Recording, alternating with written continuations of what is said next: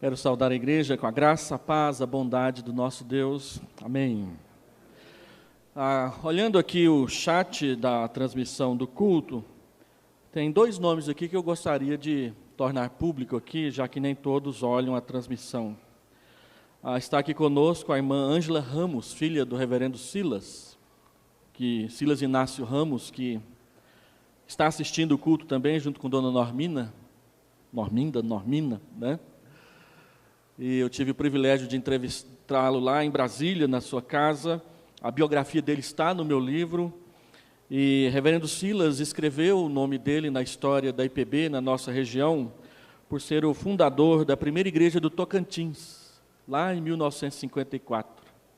Trabalhou em Abadiânia, trabalhou aqui na Ebenezer, foi o organizador da igreja do bairro Carrilho, em Goianésia. Tem uma ficha de serviços à igreja que nós não podemos esquecer. E nós queremos agradecer aqui a presença dos irmãos. Também a irmã Eremita, esposa do reverendo Wilco. Hoje ela estava de manhã, eu queria cumprimentá-la, mas ela saiu correndinho. Quero cumprimentá-la agora. Essa família, quando eu era membro aqui, me recebeu muitas vezes na sua casa. Comi muita jantinha, muita sobra de almoço deliciosa, enquanto eu ficava lá apoquentando o reverendo Will com perguntas de membro de igreja. Muito obrigado por estarem conosco aqui. 2 Coríntios, capítulo 5, verso 11. 2 Coríntios, capítulo 5, verso 11 até verso 17.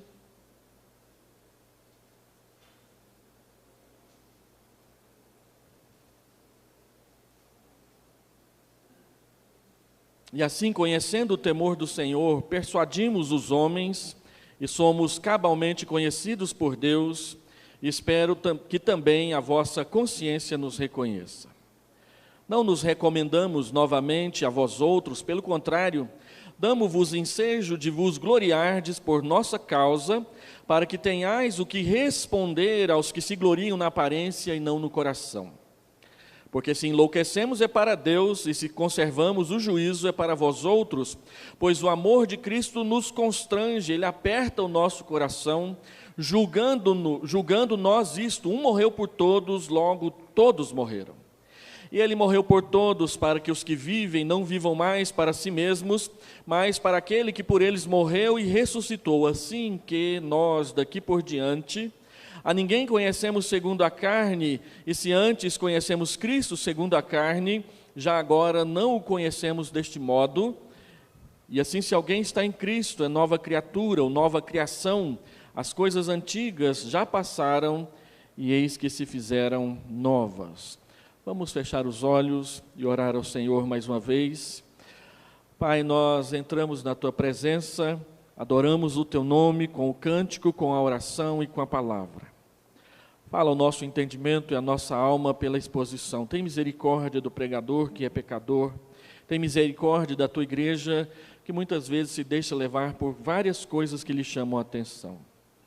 Permita-nos, Senhor Deus, vencer aquela educada tolerância e falar e expor a palavra do Senhor pelo tempo que o Teu Espírito julgar necessário e alcançar corações e mentes com o recado de Deus para cada um. Abençoa a todos os irmãos e irmãs da Igreja Ebenezer de Anápolis. Nós queremos, na Tua presença, congratular-nos para a glória do Teu nome, pela existência dessa igreja e pelos 42 anos de organização eclesiástica. Fortalece a fé dos irmãos, enche essa igreja do Teu Espírito, para que o seu testemunho à sociedade, não somente do bairro Maracanã, mas da sociedade napolina, seja fiel a Ti e fiel ao Teu Evangelho, para que muitos anos mais ela possa continuar plantada nesse lugar, sendo mãe de outras igrejas que ela também vai plantar, já plantou e está plantando, para a glória do Teu nome, para o engrandecimento do Teu Evangelho na terra. Nós oramos e pedimos a luz do Teu Espírito, em nome de Jesus. Amém. Amém. Meus irmãos, 2 Coríntios, capítulo 5, não é para os fracos. Quando nós falamos sobre servir na igreja, Ministério masculino, ministério feminino, os jovens, as irmãs que servem no departamento infantil, a plantação de novas igrejas, todo o trabalho dos adolescentes. E quando nós falamos da leitura da palavra de Deus e do recado, do ensino que a palavra de Deus dá para nós, 2 Coríntios capítulo 4, 5 e 6, não é para os fracos.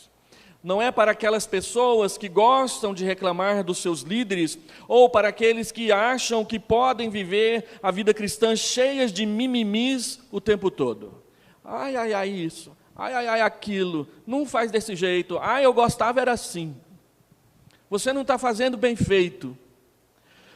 2 Coríntios não é para esse tipo de crente. 2 Coríntios é para aqueles que se comprometeram e decidiram aprender a crescer na graça, no conhecimento e no serviço do Evangelho do Senhor Jesus Cristo. Servir a Deus é mais importante que simplesmente uma pescaria com os amigos, ainda que seja programação da UPH. Ou um futebol society, ou de salão, com os jovens da igreja, principalmente se for para ganhar da igreja central, está valendo. Não é só isso. Eu lembro quando a gente era jovem, ganhar da central era a glória. Eu era do time dos adolescentes da pioneira e a gente ia lá só para perder toda vez. Mas um dia choveu e o time da central ficou desfalcado e a gente ganhou de 14-4. E eles ficaram 2 anos pedindo a revanche e a gente disse, de jeito nenhum. Chega de perder, né? Mas programação da mocidade não é só isso. Não é só ganhar do outro time. Não é só estar presente na programação. Não é só cantar e bater palma o máximo que puder, ainda que o pastor conservador da igreja não goste muito dessas coisas. Servir ao Senhor é mais do que estar na SAF. Servir ao Senhor é mais do que levar as crianças para a programação da UCP. Servir ao Senhor é muito mais do que saber que os adolescentes estão na UPA. Tem que aprender a pegar os bois, não é só um não, os bois pelos chifres. E se os homens, as mulheres, os jovens da igreja não se comprometerem com isso, quem vai fazer? Se não somos nós que vamos servir, quem vai servir? Se não somos nós que vamos pregar o evangelho que Deus mandou a gente pregar, quem vai pregar? Então Paulo escreve essa carta de 2 Coríntios e o cerne, a essência da carta é a defesa que Paulo faz do seu ministério frente aos opositores, inclusive aqueles que estavam dentro da própria igreja. Aqueles que achavam que eram melhores, aqueles que achavam que eram maiores. Paulo aqui, ele se expõe em 2 Coríntios, ele se expõe por inteiro, escrevendo sobre seus sentimentos mais íntimos, aquilo que ele entendia de si mesmo como ministro do Evangelho, o ministério apostólico e sobre os relacionamentos com as igrejas que havia fundado e que nutriu com o ensino verdadeiro da palavra do Senhor e do Evangelho da graça. Nesse parágrafo, especificamente, Paulo ainda está se defendendo perante aqueles membros da própria igreja de Corinto que o desprezavam, diziam que a sua pregação era fraca, que a sua doutrina era medíocre e que a sua presença pastoral era um atraso. Paulo viveu essas coisas. Nada diferente do que os pastores de hoje em dia também vivem muitas vezes. Paulo está se defendendo dos ataques, especialmente dos falsos apóstolos, que queriam ganhar lugar e vez na igreja e substituir os apóstolos verdadeiros para lucrar em cima da pregação do Evangelho. Eles o acusavam de pregar a mensagem errada e com a motivação errada. A resposta do veterano apóstolo é que existem 2 fatores básicos que devem governar a motivação de qualquer pessoa que queira servir a Deus na igreja, não só no ministério pastoral, mas em qualquer tipo de ministério que esteja envolvido, cuidar da igreja, servir ao outro, pregar o Evangelho, testemunhar a graça de Cristo às pessoas. Paulo, ele vai se encaminhando para o final da grande sessão sobre o ministério da nova aliança. Capítulo 4, capítulo 5 e capítulo 6, o início do capítulo 6 do Evangelho. Deixa eu corrigir. Capítulo 3, 4 e até o final do capítulo 5 dessa segunda carta de Paulo. Desde o versículo 14 do capítulo 2 até o versículo 10 do capítulo 6, Paulo faz uma grande sessão sobre ministério. E ele chama de o ministério da nova aliança. E ele gasta muitas palavras e pelo menos 7 parágrafos para explicar o que é servir na igreja. Por que nós servimos? O que enche o nosso coração? O que deve motivar as nossas ações na igreja do Senhor Jesus? E ele está se preparando para o grande finale dessa exposição, dessa explicação sobre a graça do Evangelho, o ministério da nova aliança, o ministério da reconciliação que Deus confiou à sua igreja para pregar. Paulo insiste que a nossa relação com Deus define totalmente o nosso comportamento espiritual e social. Se a minha relação com Deus não está boa, todo o resto não estará bom. Mas se a minha relação com Deus é clara, é compreendida, é vivida na sua plenitude, então eu posso me relacionar com as outras pessoas a partir dessa relação que eu tenho com Deus e o seu Evangelho. Então ele diz, capítulo 2, versículo 14, que nós somos o bom perfume de Cristo, que tem o cheiro de vida para aqueles que conhecem a vida, que tem o cheiro de morte para aqueles que se rebelam perante o Evangelho do Senhor Jesus Cristo. Ele diz, capítulo 3, versículo 6, todos nós, membros da igreja do Senhor Jesus Cristo, inclusive da igreja presbiteriana Ebenezer, somos ministros da nova aliança em Cristo. Capítulo 3, versículo 7, nós somos os vasos de barro que guardam o grande tesouro do Evangelho que é Jesus Cristo. A glória não está no vaso, a glória está no tesouro que está dentro do vaso, o vaso que é frágil, que quebra, mas que tem em si o grande tesouro, o grande personagem, o grande autor, o grande protagonista sempre foi, sempre será Jesus, Jesus Cristo Senhor. Capítulo 5, versículo 2, ele diz, nós somos estrangeiros, nós somos peregrinos, desejando morar na casa celestial. Capítulo 5, versículo 17, que está dentro desse texto que nós lemos, nós somos a nova criação em Cristo Jesus. E ele termina capítulo 5, versículo 20, dizendo, todos nós somos embaixadores da reconciliação. O grande objetivo da vida da igreja, do culto, da adoração, do cântico, da pregação do Evangelho, das reuniões que nós fazemos é para que os pecadores se reconciliem com Deus. Nós estamos aqui para ser ministros, instrumentos de Deus para produzir, para proporcionar a reconciliação das pessoas com Deus mediante o arrependimento dos seus pecados e o perdão que nós encontramos no sangue de Jesus Cristo. Assim, o tesouro que nós carregamos conosco traz bênçãos aos que nós servimos, mas traz igualmente o juízo de Deus para aqueles que não querem nos ouvir quando pregamos o Evangelho verdadeiro. O bom perfume tem o cheiro de vida para com aqueles que recebem a vida, mas ele também tem o cheiro de morte para aqueles que recusam a vida eterna. Quando nós pregamos o Evangelho num sermão como esse que eu estou fazendo aqui, tanto a graça quanto o juízo de Deus vem sobre nós. Graça para aqueles que querem servir e andar no caminho de Deus. Juízo para aqueles que mantêm seus corações endurecidos diante da pregação do Evangelho da graça.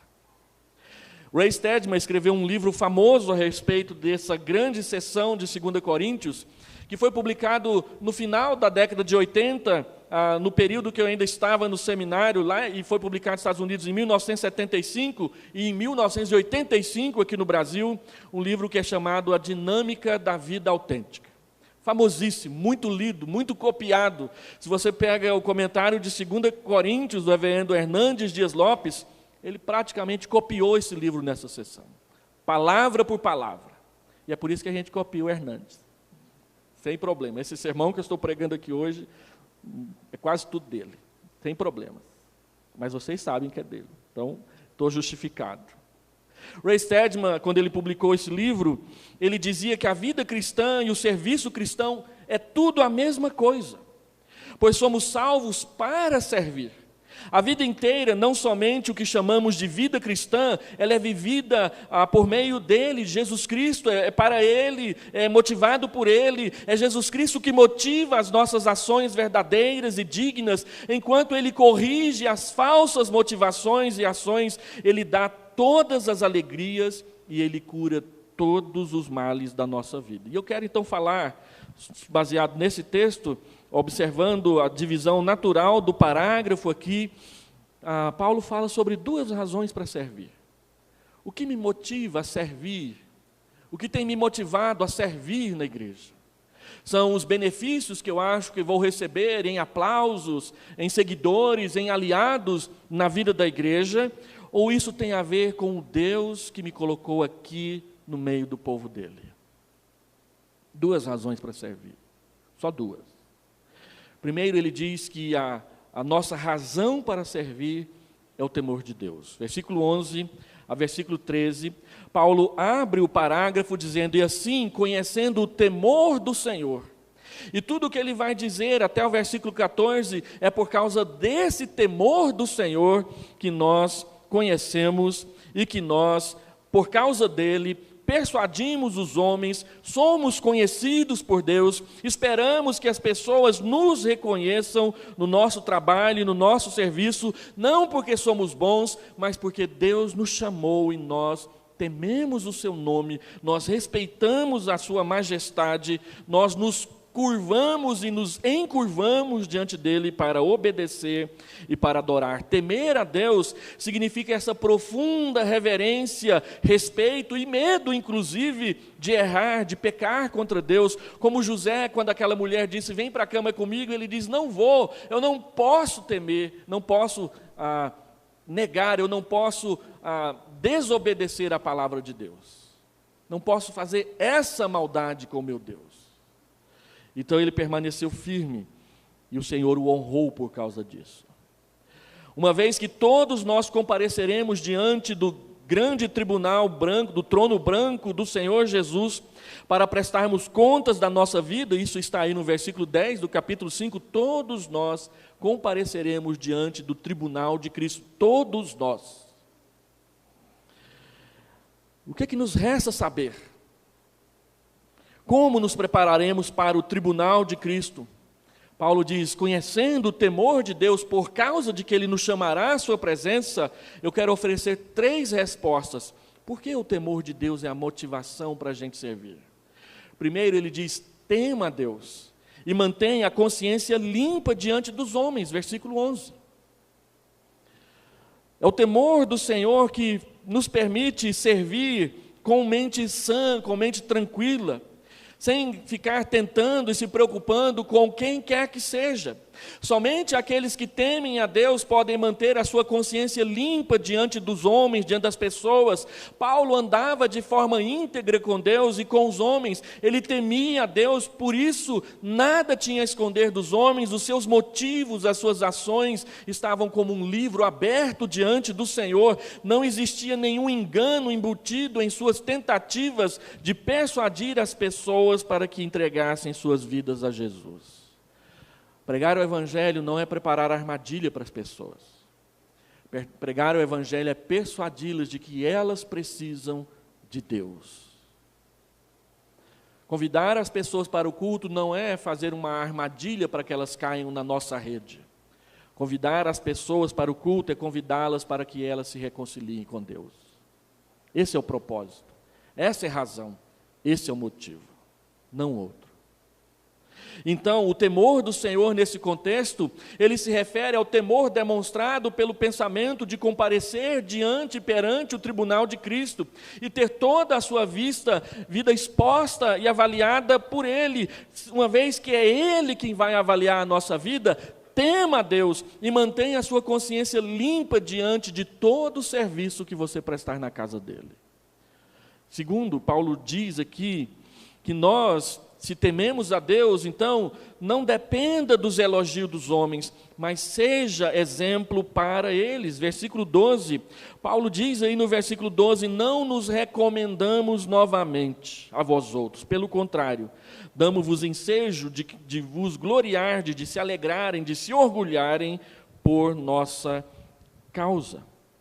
Paulo está dizendo, olha, não dependa dos elogios das pessoas. Não faça, não sirva para receber o elogio. O Senhor Jesus fala sobre isso no Sermão do Monte. Se a gente faz só para para agradar os outros, já recebemos a nossa recompensa no seu aplauso. Mas se fizermos para aquele que vê em secreto, aquele que vê em secreto, recompensará. E essa recompensa, essa é durável. Paulo, diferente dos seus opositores, ele não dependia da recomendação dos homens, nem de seus elogios para estar no ministério. Ele estava no ministério não é porque a igreja achou legal e o mandou para lá, ele estava no ministério porque Deus o chamou. Isso às vezes falta na cabeça das pessoas. Servir não é por uma conveniência local, servir é por causa de um chamado de Deus. Tocar não é só porque eu sei e outro não sei, não sabe. Tocar é porque Deus me chamou para isso e é para Ele e para a glória dEle que eu devo fazer. Não é para ganhar o aplauso, não é para ganhar o like, não é para ganhar o compartilhar na internet. É para Deus. É Ele que deve ficar contente com a nossa palavra, com o nosso cantar, com o nosso pregar, com o nosso orar, com a nossa presença na presença dEle para o culto que Ele nos chamou para fazer. Paulo não se gloriava em suas credenciais, nem procurava se autoafirmar perante os coríntios, mas simplesmente ele sustentava a sua integridade pessoal. Os opositores de Paulo, eles estavam interessados em aparência externa e não na realidade interna do coração. Eles estavam centrados em si mesmos e não em Deus. Os oponentes de Paulo valorizavam cartas de recomendação. Capítulo 3, versículo 1, Paulo diz, não estou enviando aqui cartas de recomendação de novo. Tem gente que precisa delas. Nós não, vocês nos conhecem. Ele diz que essas pessoas estavam preocupadas com a eloquência, e eles diziam que então Paulo não era um pregador eloquente. Eles estavam preocupados com o nascimento, com a herança judaica, capítulo 11, verso 22. Eles queriam visões e revelações, e Paulo diz, não é isso que é o importante. Eles estavam preocupados com realizações de milagres, capítulo 12, versículo 12. Eles se gloriavam em possuir essas coisas externas, visões e revelações. Faziam parte da visão de Paulo durante muito tempo, mas ele nunca exibiu essas experiências como distintivos da sua autoridade apostólica. Paulo estava interessado em expandir a igreja, não em se autopromover. Warren Wiersbe, comentando sobre esse texto, ele diz que se vivermos apenas em função do louvor dos homens, não receberemos o louvor de Deus no tribunal de Cristo. Quem serve só para agradar ou para ganhar o aplauso, para deixar os outros, as pessoas satisfeitas, corre o risco de deixar Deus insatisfeito. É claro que isso não quer dizer que o nosso culto vai ser mal educado, que a gente vai sair por aí chutando balde, dando canelada nos irmãos. Mas isso quer dizer que se tivermos que escolher entre agradar a igreja e agradar a Deus, essa não é uma escolha que a gente vai ter que decidir, porque a decisão já foi tomada. Deus em primeiro lugar. O que às vezes nós esquecemos é que quando agradamos a Deus, o povo de Deus também se agrada com isso. E às vezes são aqueles que não querem servir a Deus, é que não se agradam com isso. Quem está no ministério pastoral entende muito bem do que eu estou falando. A gente lida com críticas e elogios o tempo todo. Críticas que às vezes é para derrubar mesmo. Ou elogios que é para bajular mesmo. A fim de ganhar alguma coisa. E muitas vezes, como dizem os pregadores, a barra de ouro, a barra de saia, o São João da Barra se intrometem na vida dos ministros de Deus. E eles se deixam levar por prazeres, poderes e oportunidades que nos tiram do centro da vontade e do Evangelho. E tudo começa com um elogio, tudo começa com uma crítica, que às vezes não é digerida de forma adequada pelo coração, porque o foco não está no Senhor, o foco está nas pessoas, no aplauso, no agradar, no ser conhecido, no ficar famoso, no ser o líder daquele grupo. E Paulo diz, olha, não faça por causa do elogio, não dependa do elogio, mas dê exemplo para as pessoas de como se conduzir perante Deus. Terceiro, Paulo diz que essa questão do temor do Senhor, ela deve servir para que nós não nos desencorajemos com as críticas dos homens, mas para que nós vivamos para a glória de Deus. Não são só pastores e esposas de pastores e presidentes de SAF que recebem crítica na igreja. É para tudo quanto é lado. Elas vêm de todas as formas. E nem sempre elas vêm, de fato, como crítica construtiva. Elas vêm como algo para te colocar de lado, para te empurrar para a margem, para te tirar do caminho, a fim de que outras coisas possam ser feitas e você não participe delas. Os críticos de Paulo o consideravam louco. E eles diziam, então, por que vocês ouvem Paulo? Ele é louco.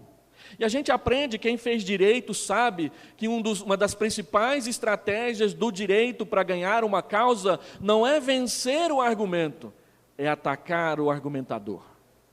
Se eu desmoralizo o argumentador, eu ganho a causa. E os opositores de Paulo faziam isso com ele o tempo todo. Eles atacavam a Paulo para rejeitar o evangelho. Se eles desmoralizassem Paulo, então o evangelho que Paulo pregava também era desmoralizado. E é isso que Paulo defende em Gálatas, capítulo 1 e capítulo 2. Olha, pode me atacar à vontade, mas isso não muda o evangelho que eu recebi e que eu passei para vocês. E ainda que venha um anjo do céu para pregar um evangelho que vai além desse que nós pregamos, seja anátema, seja maldito, seja amaldiçoado, porque o evangelho não muda por minha causa. Eu não sou dono do evangelho, é o evangelho que é dono de mim. Então, pode tentar desmoralizar os pregadores, os membros da igreja, o tanto que quiserem. O evangelho não vai mudar por causa disso. Mas nós coroamos o evangelho de glória e de graça quando nós andamos na sua presença de forma organizada e cheia do temor de Cristo. Paulo diz, na verdade, ele diz, louco ele estava quando perseguia a igreja, Atos capítulo 26, versículo 11. Quando você lê o testemunho de Paulo em 1 Timóteo 1, 12 a 17, ele diz, olha, quando eu não conhecia a Cristo, eu era arrogante, eu era insolente. O que é insolência? Insolência é gritar com as pessoas publicamente para que os outros ouçam e a pessoa seja desmoralizada. Isso é insolência. Ele diz, eu era insolente, mas Cristo derramou a sua graça. Ele teve misericórdia de mim, Ele foi longânimo para comigo, me fortaleceu, me chamou e me fez ser ministro do seu evangelho. E ele abre o versículo 12 de 1 Timóteo, capítulo 1, dizendo, olha, Deus me deu esse encargo de pregar o evangelho. A palavra encargo, ela quer dizer, Deus me deu uma carga muito pesada. E aí quando você pensa assim, nossa, se a carga é muito pesada, o que Paulo vai falar depois vai ser algo meio triste. Aí ele fala assim, sou grato a Deus porque Ele fez isso. E quando a gente vê Paulo dizendo que pregaram o evangelho um encargo, você olha do versículo 12 para trás, o tanto de palavra feia que ele diz que ele teve que enfrentar, inclusive dentro da igreja, para pregar o evangelho. Pessoas desobedientes, pessoas não amáveis, pessoas que faziam coisas erradas, e ele diz lá, pelo menos 15 pecados que essas pessoas cometiam, e para as quais ele pregava o evangelho. Então ele diz, Deus me deu esse encargo, e eu sou grato a Deus em Cristo Jesus, porque Ele me deu esse encargo, Ele me deu a graça de participar de algo que eu não merecia, o evangelho da graça. Pregar o evangelho nunca foi fácil e nunca será, mas aqueles que encaram esse encargo, recebem de Deus a graça que consola, que fortalece, que enche o coração de alegria. Então, tema a Deus, não se preocupe com as críticas, não viva por causa dos elogios, dê o melhor testemunho que você puder, Isso é o temor do Senhor agindo na sua vida. Sirva assim. Qual que é a segunda motivação para servir? Versículo 14, versículo 17, o amor de Cristo. Pois o amor de Cristo nos constrange. Sunerro é a palavra que ele usa aqui no texto grego. Sunerro quer dizer apertar, segurar firme, engaiolar, colocar numa jaula. O amor de Cristo nos prende, nos aperta, nos constrange. Quando nós julgamos o que Ele fez por nós. Quando nós pensamos na graça, no favor que Ele nos deu, e que nós não merecemos, que nós não merecíamos, e que nós continuamos não merecendo em tempo algum. Mas que Ele nos deu, e Paulo diz que Ele nos deu abundantemente, e essa é uma das razões porque nós calvinistas pregamos e ensinamos a graça irresistível, porque sempre que ela é mencionada no superlativo, a graça abundante de 1 Timóteo 1, a graça superabundante de Romanos 5, 6 e 7, a graça plena, ou a riqueza da graça de Efésios capítulo 2. Sempre que a graça é mencionada em relação ao perdão dos nossos pecados e a nossa salvação, ela é superlativa. E é por isso que ela é irresistível. Onde o pecado é abundante, a graça é superabundante. Nós não a merecemos, nós não a merecíamos, nós não a mereceremos jamais.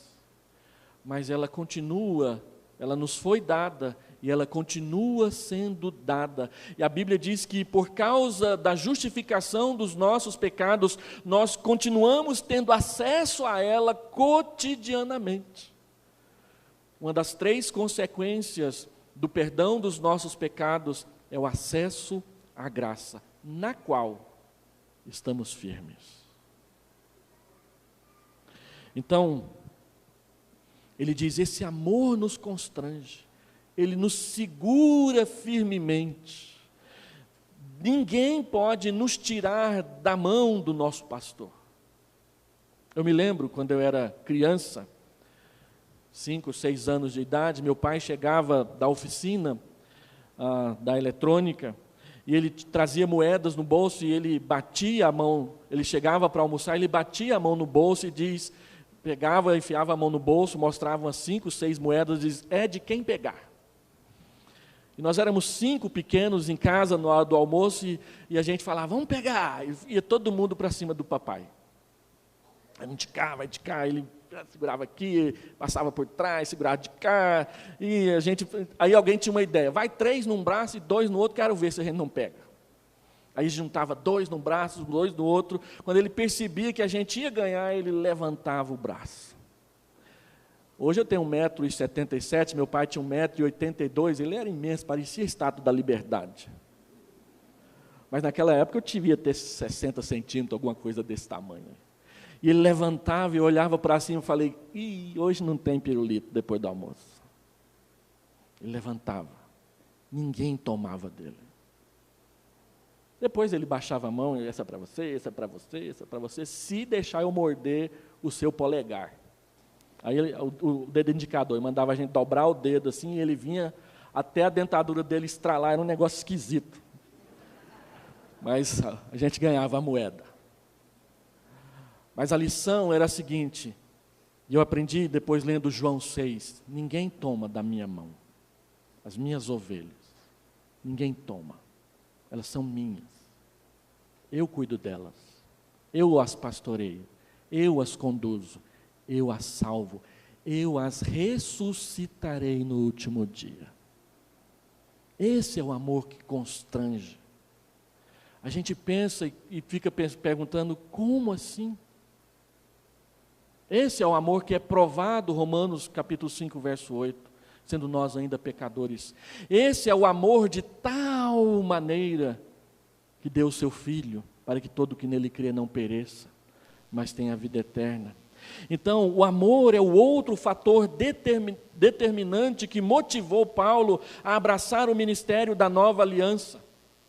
O amor de Cristo o constrangeu, o motivou, o empurrou a entregar-se ao ministério da reconciliação. Constranger, vale a pena repetir, é apertar com a mão, é prender com força. Segundo Colin Kruse, comentando esse texto, essa pressão constrangedora, objetiva, não o controle, mas a ação de fazer, é a força mais motivacional que direcional da nossa vida.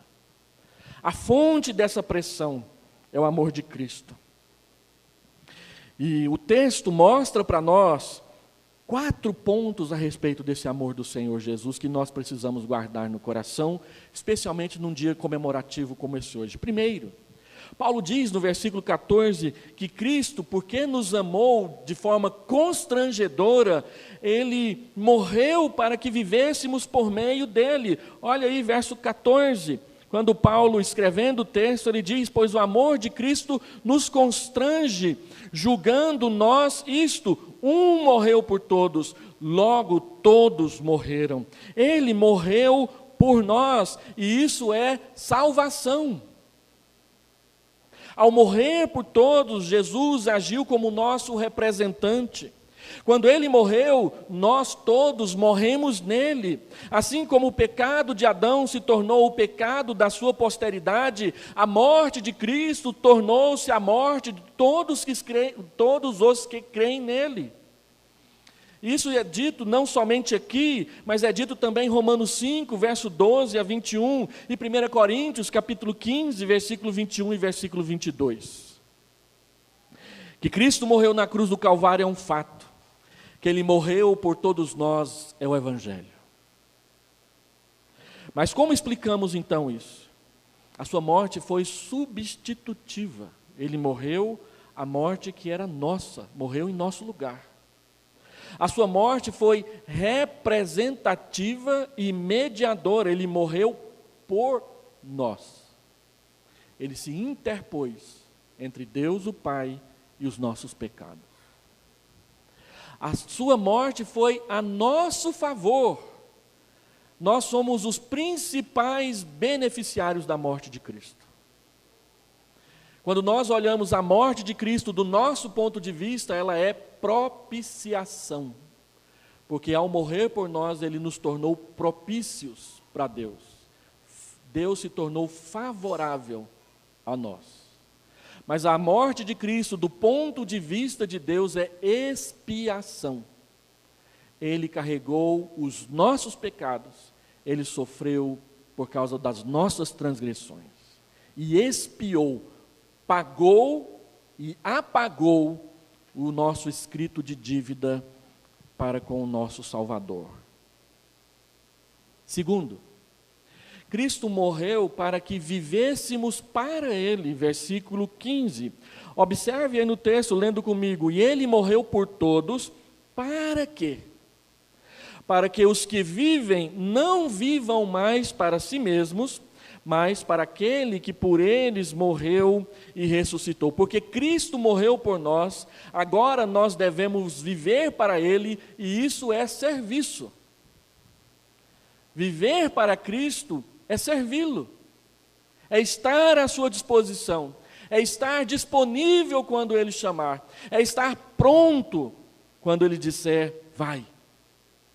O Salvador não morreu por nós para vivermos uma vida egoísta e centrada em nós mesmos, mas morreu para vivermos para Ele. Então, obviamente, não servimos a Cristo para sermos salvos, mas servimos a Cristo porque fomos salvos. E às vezes a gente nem explica direito para a igreja por que é domingo e não sábado. A igreja do Antigo Testamento trabalhava 6 dias e descansava no último. A igreja do Novo Testamento descansa no primeiro dia e trabalha os outros 6 por gratidão ao seu Salvador. É por isso que é domingo e não sábado mais. É por isso que não somos adventistas do 7º dia. Porque agora nós trabalhamos e servimos aquele que já se entregou por nós. No Antigo Testamento Ele iria se entregar por eles, mas o Novo Testamento chegou, Ele já se entregou por nós, então descansamos primeiro e trabalhamos depois. Pense sobre isso quando você começar a reclamar do seu trabalho. Você já recebeu a bênção. Agora você está agradecendo ao trabalhar depois do domingo. Assim, nós servimos, as nossas boas obras não são a causa da nossa salvação. As nossas boas obras são a consequência da nossa salvação. Terceiro, Cristo morreu para que vivêssemos com Ele. Olha o verso 16. Então ele diz, assim que nós daqui por diante a ninguém conhecemos segundo a carne. E se antes conhecemos Cristo segundo a carne, já agora não o conhecemos deste modo. Nós o conhecemos pela fé. E assim, se alguém está em Cristo, é nova criação. Antes conhecíamos a Cristo pelas luzes da nossa razão, ou pela intuição do nosso espírito, mas agora Ele se revelou a nós pelo Evangelho, e o Evangelho está na Escritura Sagrada, e nós o conhecemos não visualmente, não fisicamente, mas pela fé. Nenhum de nós aqui já viu Jesus pessoalmente, mas todos nós somos alimentados pelo Espírito que veio morar dentro de nós. É o Espírito que nos convence da justiça, do juízo e do pecado. É o Espírito que testifica com o nosso espírito de que somos filhos de Deus. É o Espírito que diz que essa palavra é a verdade, não é mentira. E é o Espírito que faz tudo, e aplica tudo, e faz tudo funcionar nas nossas vidas. Até mesmo o nosso conceito de ceia não tem a ver com o pão e o cálice em si mesmo. O nosso conceito de ceia tem a ver com a presença do Espírito na congregação.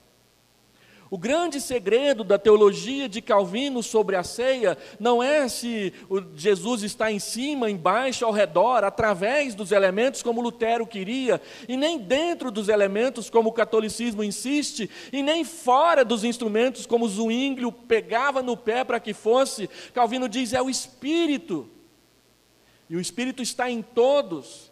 Então não é Jesus que desce até o pão, é o Espírito que nos leva até Ele pela fé. De modo que quando você come e bebe, você celebra pessoalmente e neste momento a presença real, porém não física, do seu Salvador no culto. Por que você não vem então participar da ceia, fica lá em casa, não, eu pequei hoje, ninguém sabe, mas eu sei, e aquela história toda. Enquanto o texto diz, examine-se e coma. Deixa o pecado na confissão e coma. Não faça como um irmão que eu fui pastor dele lá no interior de Goiás. Pastor, eu fico olhando na hora da ceia, se eu ver alguém indigno tomando, então eu não tomo. E aí uma irmã estava cantando na banda, estava com a mini saia, a roupa não estava muito decente mesmo não. E aí ele viu, deixa eu ver se ela vai comer. E aí ela comeu, então eu não como. Porque ela está indigna. O texto não diz que eu não vou comer porque o outro está indigno. O texto diz, examine-se a si mesmo, veja como você está e coma. E essa foi a grande lição que o reverendo Wilco Antônio me ensinou deste púlpito aqui. Examine-se, mas não deixe de comer, só se o conselho te disciplinar, e o negócio é diferente. Porque o conselho vai julgar se isso ficou público ou não.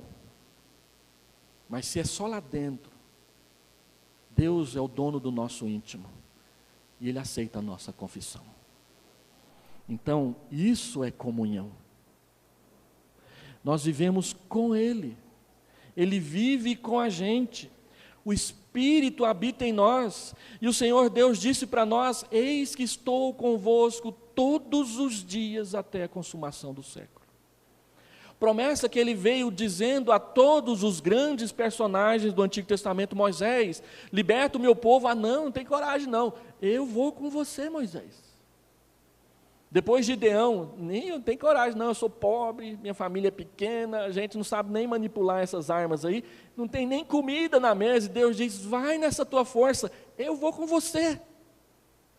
Aí Jeremias vira para Deus e diz assim: não, mas eu sou muito novo, eu não tenho experiência, eu não sei fazer. E Deus diz: e daí? Eu vou colocar as minhas palavras na sua boca, eu vou com você.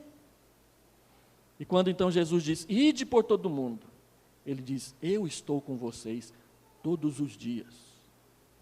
Quando Paulo deu seu testemunho perante o Sinédrio, ele foi enviado para a masmorra. Atos 23, versículo 11. Paulo está sozinho, achando que acabou, já era, não tem mais jeito. Mas naquela noite a Bíblia diz: o Senhor veio ficar com ele. Você lembra de ler isso lá? O Senhor veio ficar com ele e disse: coragem. Essas mesmas palavras que você disse para os sacerdotes e eles não gostaram, você vai dizer para César lá em Roma. Eu estou com você até o fim. Coragem. Isso é comunhão. Ele está conosco, nós vivemos com Ele, para a glória de Deus. E por último, Cristo morreu para que vivêssemos a realidade da nova criação. Verso 15, 17, todo mundo sabe de cor, e assim, se alguém está em Cristo, é nova criatura, é nova criação.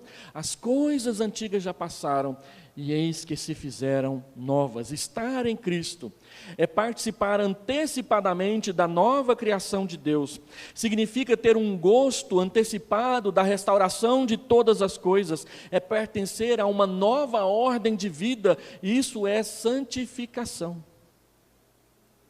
As atitudes, os comportamentos vão sendo mudados pela ação santificadora de Cristo em nós, através do Espírito Santo que Ele enviou para morar em nós. E eu me lembro de uma senhora que era vizinha nossa, e tinha um rosto muito chato, feio, carrancudo, bravo. A gente jogava bola em frente em casa, e quando a nossa bola caía no quintal dela, ela pegava a bola, olhando na cara da gente, pegava a faca e psss. E a única coisa que a gente podia fazer é: vamos para casa, né? Fazer o quê? Acabou o futebol. Não foi nenhuma, nem duas vezes, foram várias vezes. Mas um dia, uma irmã dessa igreja falou de Jesus para ela. E ela começou a frequentar este templo. E o semblante dela mudou completamente. Ela deixou de ser apenas a vizinha e passou a ser a amiga.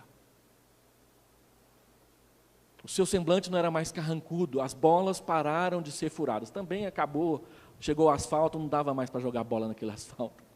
Era uma ralação terrível. Nem bete não dava mais. Mas ela mudou. Deus a mudou. E ela se tornou outra pessoa.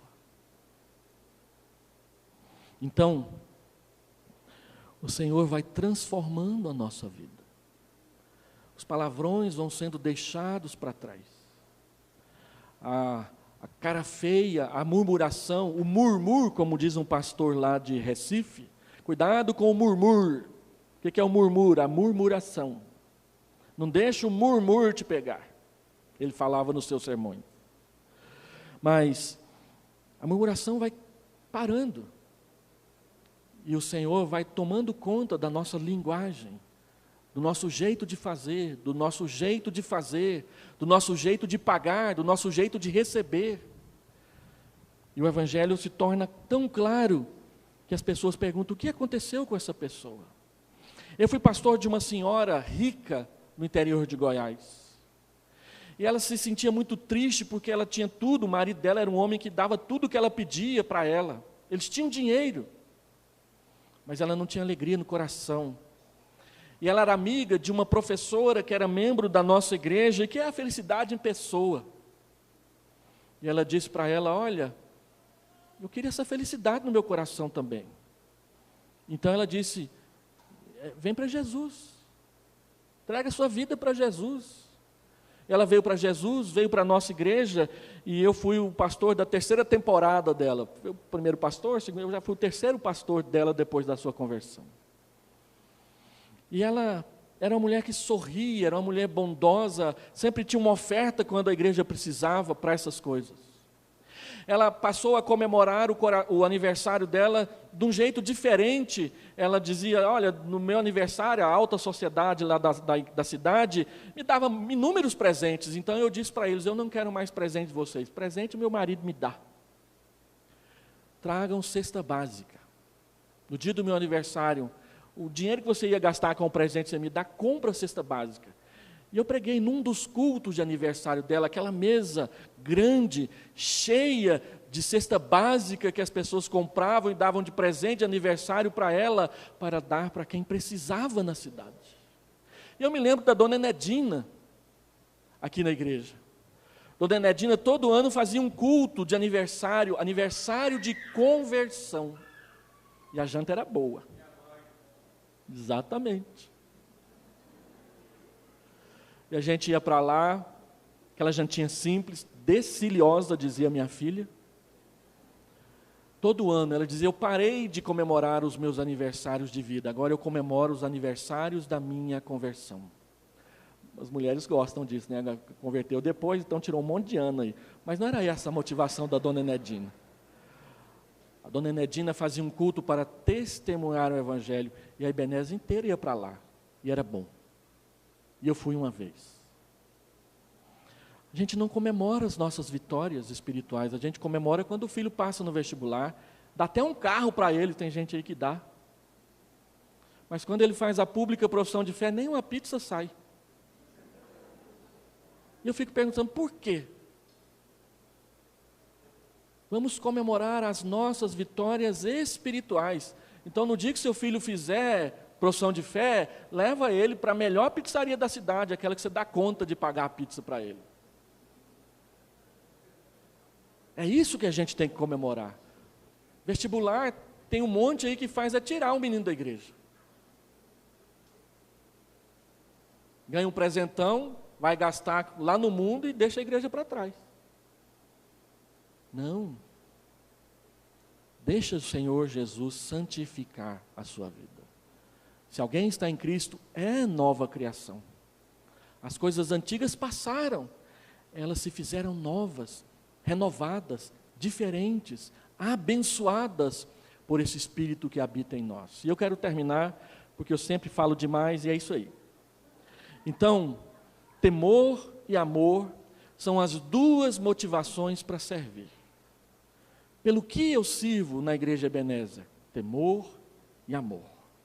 Temor é respeito e reverência e submissão a Deus. Amor é essa gratidão por tudo quanto Ele nos deu e continua nos dando, porque o amor de Deus é derramado pelo Espírito Santo que nos foi outorgado, verbo no presente, verbo no passado. Ele continua dando no presente porque Ele começou a dar no passado. Temor e amor, em primeiro lugar, então, são a base do ministério da reconciliação. Você quer servir na igreja? Sirva por temer a Deus. Sirva por amar a Deus acima de todas as coisas. Temor e amor são a base da motivação que vence a indiferença e a apatia. Quantos irmãos, quantas irmãs serviram bem no passado e hoje estão só sentados no banco? Ah, pastor, aquela crítica do dia da peça de Natal até hoje ecoa nos meus ouvidos. Ah, aquele irmão, aquela irmã que mangou do meu bolo que era verde porque ela achava que tinha que ser amarelo. Aquela festinha da SAF que fui eu que fiz, mas foi a irmã que foi elogiada. E aí, quando a gente precisa, não vou brincar mais não. Diante de quem você está? É do pastor ou é de Jesus? Você tem coragem de falar isso para Jesus? Não vou brincar mais não?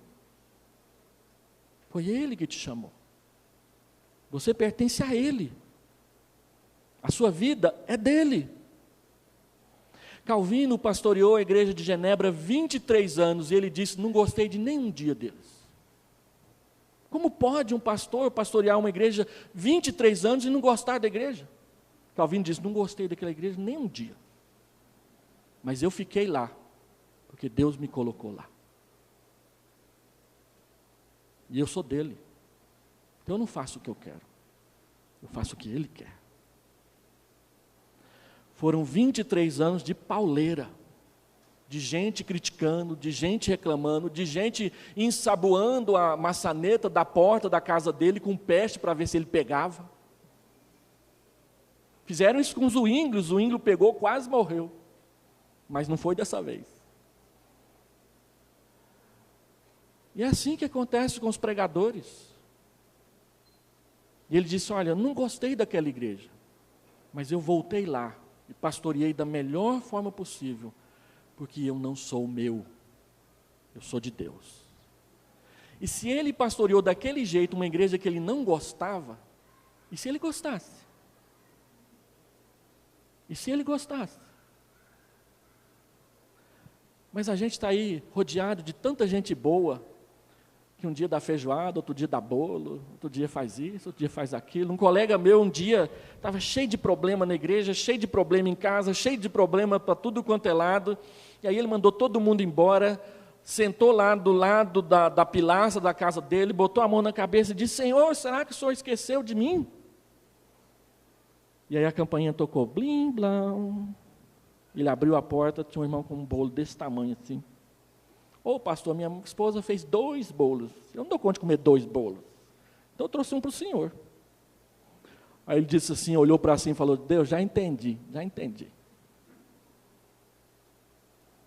Temor e amor são a base da motivação que vence a indiferença e a apatia.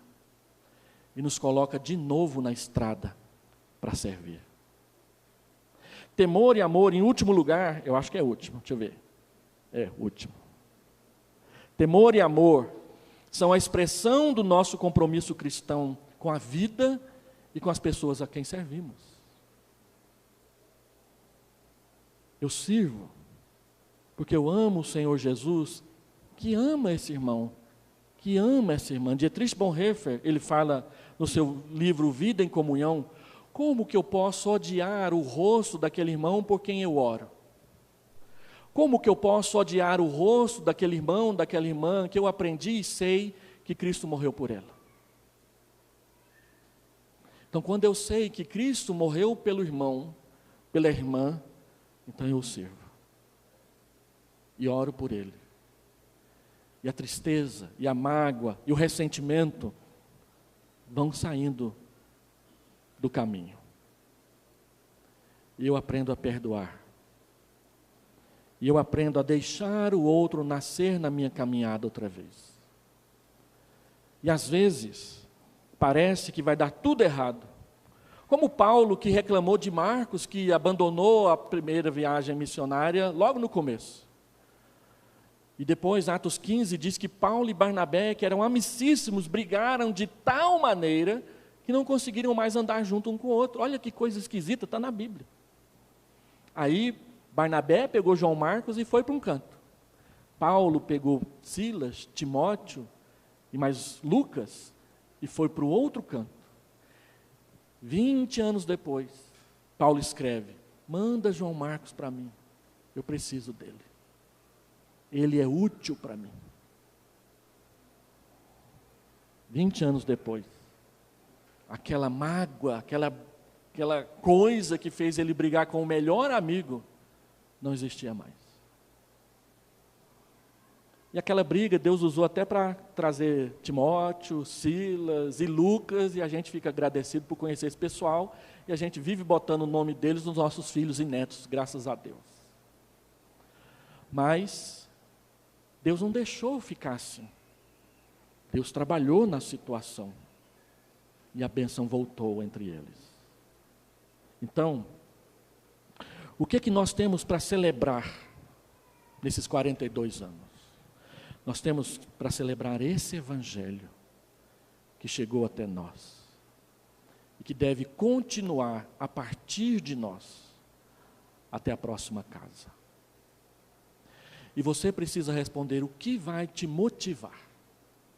O aplauso, o carisma do dom, a beleza da apresentação, o enfeite da programação das mulheres, ou temor e amor. Que Deus fortaleça a vida da Igreja Presbiteriana de Ebenezer, para que ela seja plena do temor de Deus, do amor de Deus na sua história.